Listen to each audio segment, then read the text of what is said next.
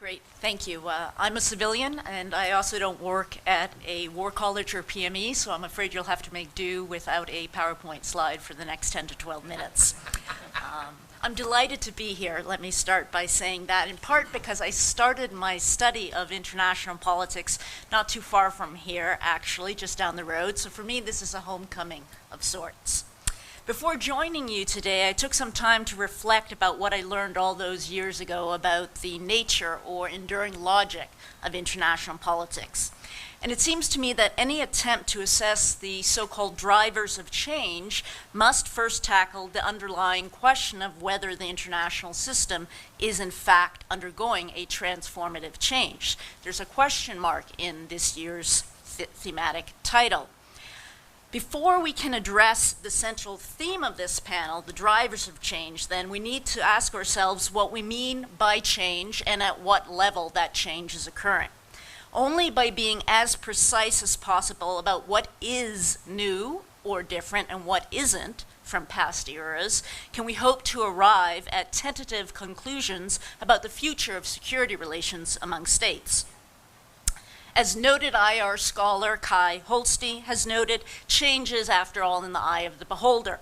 And if we take Holsti's definition, then change is, quote, something new, and that new thing is usually the antithesis of something old. But what is our referent? For many commentators, it's 1945 and the post-war US-led international order. But if this is our guidepost, then I think what we really mean when we talk about contemporary changes to the international system are changes in the system as opposed to changes of the system. A change of system would require that the central features of international life had been altered in some way. And I think there's little evidence to suggest that this is the case. We still live in a Hobbesian world. The principal tenets of international politics, anarchy and self-help, which guide the logic of relations among independent powers, remain largely unaltered.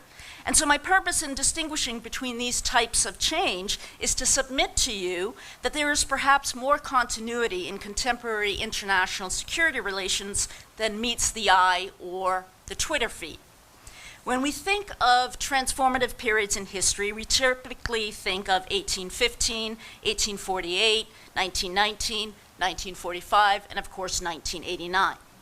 Are the developments we've witnessed in the past couple of years on par with these epochal periods? Perhaps. I think the evidence is strongest in the economic realm, where the United States appears intent on upending the global economic order of the last 75 years, while Great Britain seems equally determined to undo 46 years of regional economic integration.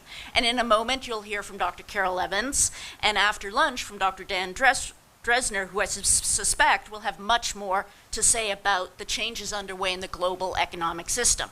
But I'm a student of international security, and I would argue that, thus far at least, the security realm remains largely unaltered. For all of President Trump's rhetoric, the US remains committed to European security and NATO. Under the Trump administration, the budget for the European Defense Initiative, EDI, formerly the European Reassurance Initiative, has almost doubled. This is the budget that supports the 10,000 or so personnel in EUCOM. It went from $3.4 billion US dollars in fiscal year 2017 to $6.5 billion in fiscal year 2019, and the Pentagon has requested for fiscal year 2020 nearly $6 billion. And the US is also preparing to boost its military presence in Poland. I believe that one of the challenges of the modern era, the era we're living through, is the ability or the challenge to separate rhetoric from praxis. And on the security front, what we've seen so far is a lot of rhetoric, but not a lot of praxis. When it comes to transatlantic security, there are strong institutional constraints and path-dependent forces at work on both sides of the Atlantic. For all the recent talk of a return to great power competition, I would argue that geopolitics never really went away. Taking the long view of history reveals just how unusual the years 1989 to 2001 or 2008 or 2014, depending on which milestone you use, actually were. Rather than a fundamental departure from the past, what we may be witnessing today may instead be a return to the normal state of international affairs. The euphoria of 1989 through 1991, which produced the peace dividend of the 1990s, may ultimately prove to be nothing more than, to borrow George Will's phrase, a holiday from history. The 2001 terrorist attacks on the US appeared at first to usher in a new era and new security challenges, but the last 2 decades have shown that foreign terrorism, however barbarous, does not pose an existential threat to our way of life and can be managed. Indeed, if the last 2 decades have taught us anything, it's that great powers risk hastening their decline by fighting wars of choice. Nevertheless, conventional wisdom holds that changes in the international system are afoot. And I was asked to speculate about the sources of these changes with you here this morning. But let me instead offer a slightly modified hypothesis and argue that what has changed is not the international system or the nature of geopolitics, but rather our collective or public understanding and perception of the natural order of things. After the Cold War, Western governments got swept up in the euphoria of victory. Democracy, free markets, and the rule of law, after all, had won, or so it seemed. For over a decade, Western audiences were told by their leaders that the world was changing for the better. Russia would reform and cease to be a threat. Engaging China and enlarging the liberal international order would generate positive returns for all. How could it be otherwise?